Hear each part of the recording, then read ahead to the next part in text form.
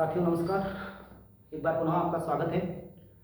हमने पहले मूल वर्ण के बारे में आपको बता दिया था। थोड़ा सा एक बार रिवाइज कर लेते हैं उसको कि मूल वर्ण क्या था। मूल वर्ण ये टोटल मैं आपको बता चुका था कि 44 मूल वर्ण होते हैं हिंदी वर्णमाला में, ठीक है, जिसमें से 33 तो व्यंजन हो गए आपके, ठीक है, और 11 आपके स्वर हो गए, ठीक, ये मैं आपको बता चुका था।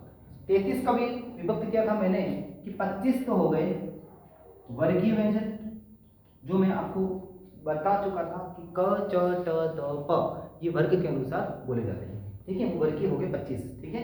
और इन वर्गीयों में भी पांचवा मैंने शायद आपको नहीं बताया, जिसमें पांचवा होता है वर्ण जो अनुनासिक होता है, नासिक के कह सकते हैं, वो मैं बाद में आपको बता दूंगा, ठीक है।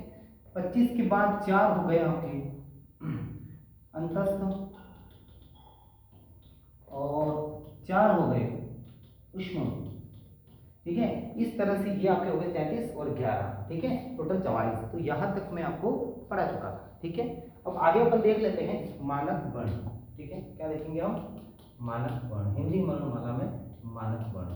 तो मैं आपको पहले बता देता हूँ कि हिंदी वर्णमाला में मानक वर्ण होते हैं 52। कितने होते हैं? 52, ठीक है।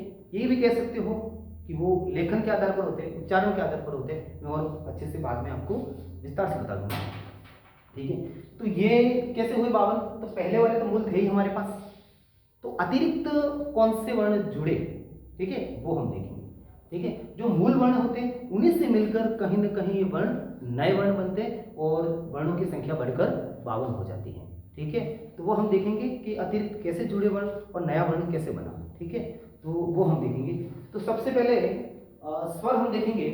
स्वर, जहां हमारे पास पहले 11 स्वर थे, अभी हो जाएंगे 13 स्वर। कैसे? देखिएगा, अ, आ, ई, उ, रि, ए, ऐ, ओ, औ और आ। ये अब इसको हम गिनते हैं 1 2 3 4 5 6 7 8 9 10 11 12 13। तो ये हमारे सामने आ गए टोटल 13 स्वर। कितने आ गए? 13 स्वर, ठीक है। ये 13 स्वर हो गए हमारे सामने, जबकि पहले मूल रूप से हमारे सामने कितने थे? 11 स्वर थे।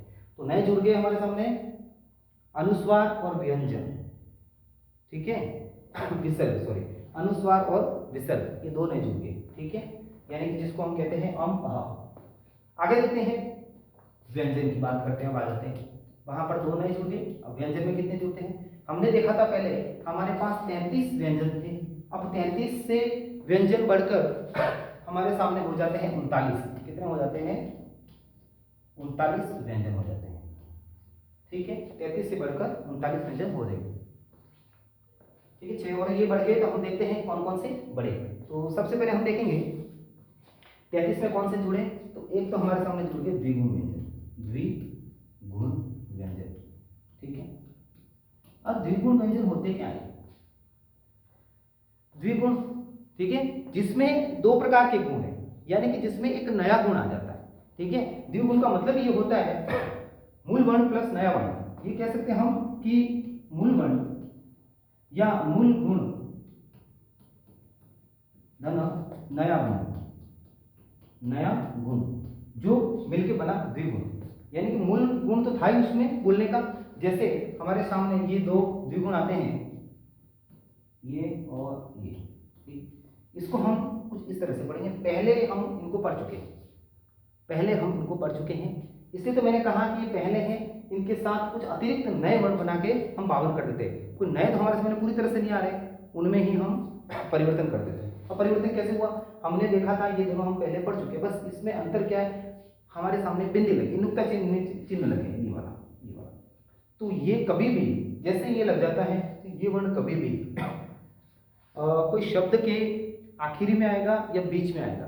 प्रारंभ में ये वाले नहीं आएंगे, प्रारंभ में आएंगे ये वाले। मैं आपको पहले बता देता हूँ, प्रारंभ में आएंगे ये वाला और ये वाला।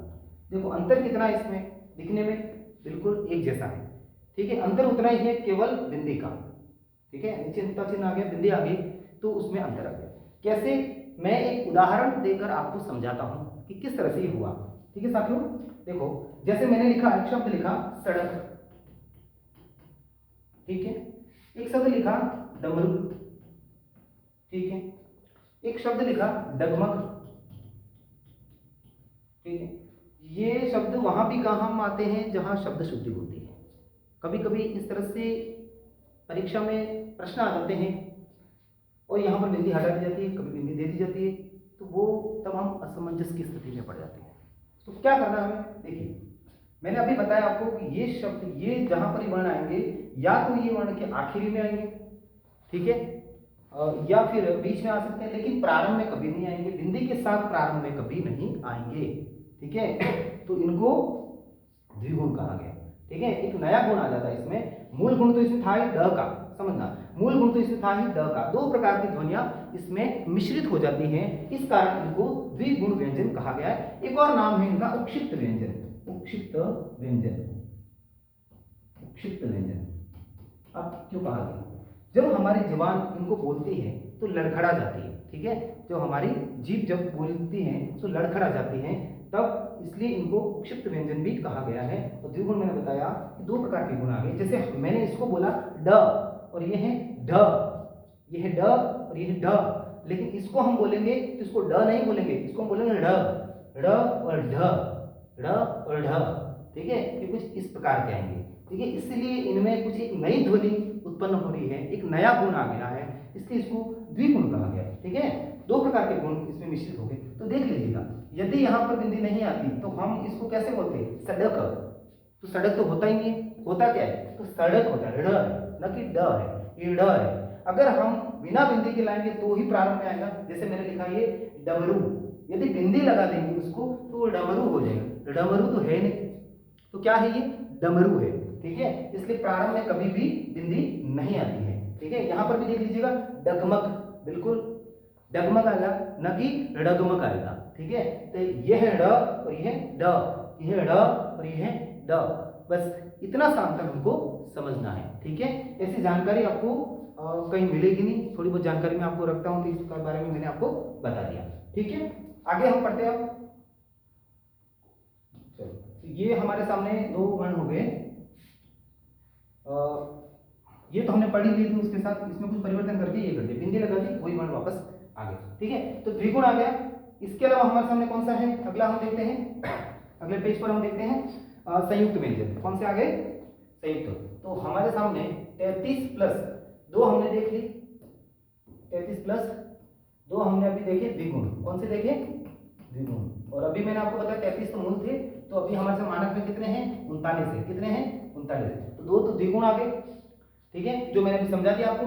2 कौन से आ गए और नए, 2 नए जो आ गए, सॉरी 4 हमारे सामने, 4 जो नए आ गए वो है संयुक्त व्यंजन।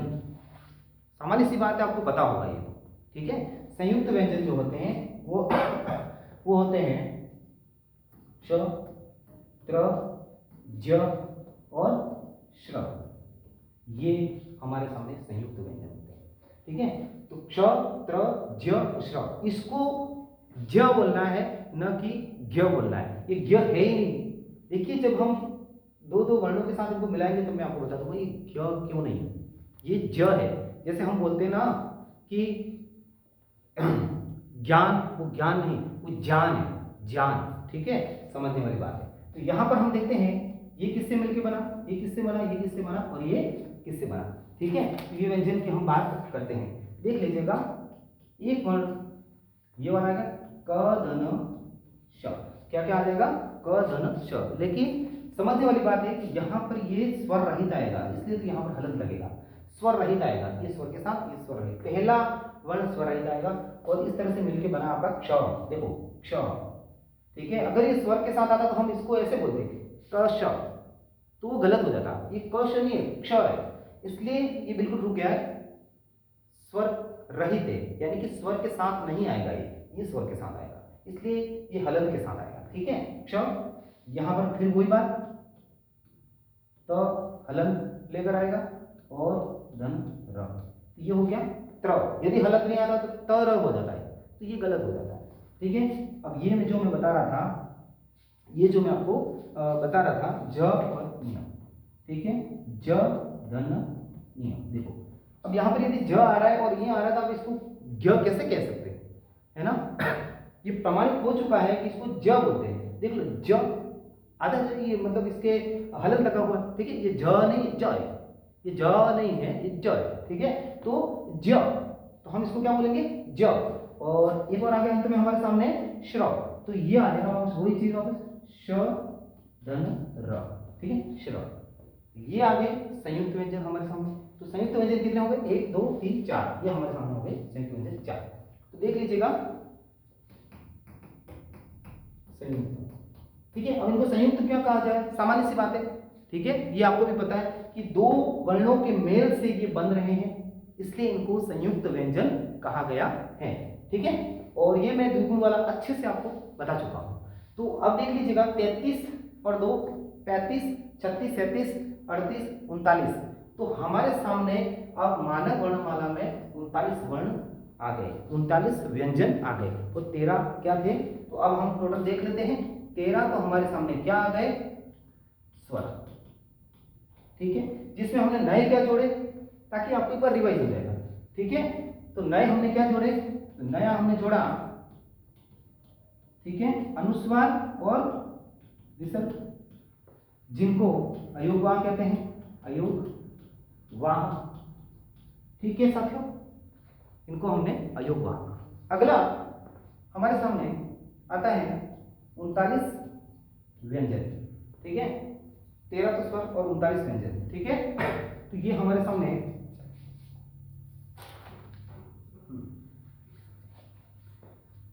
टोटल हो जाएंगे 52। कितने हो जाएंगे 52। तो 1300 तो हो गए 39। अब 39 में वापस में रिवाइज करा रहा हूं, थोड़ा सा देख लीजिएगा 39 में कैसे हुआ हमारे सामने, नए कौन से आए 39 में हमारे सामने, तो नए हमारे सामने आए 33 तो पहले थे, पहले कितने थे 11 और इधर थे 33, ये मूल में। और मानक वर्णमाला में 13 और 39। 13 में नए कौन से जुड़े अयोगवाह यानी कि अनुस्वार और विसर्ग, ठीक है, ये हमारे सामने नए जुड़े। यहां पर हम देखते हैं तो यहां पर हमारे सामने नए जुड़े हैं द्विगुण, ठीक है, और कौन से जुड़े संयुक्त,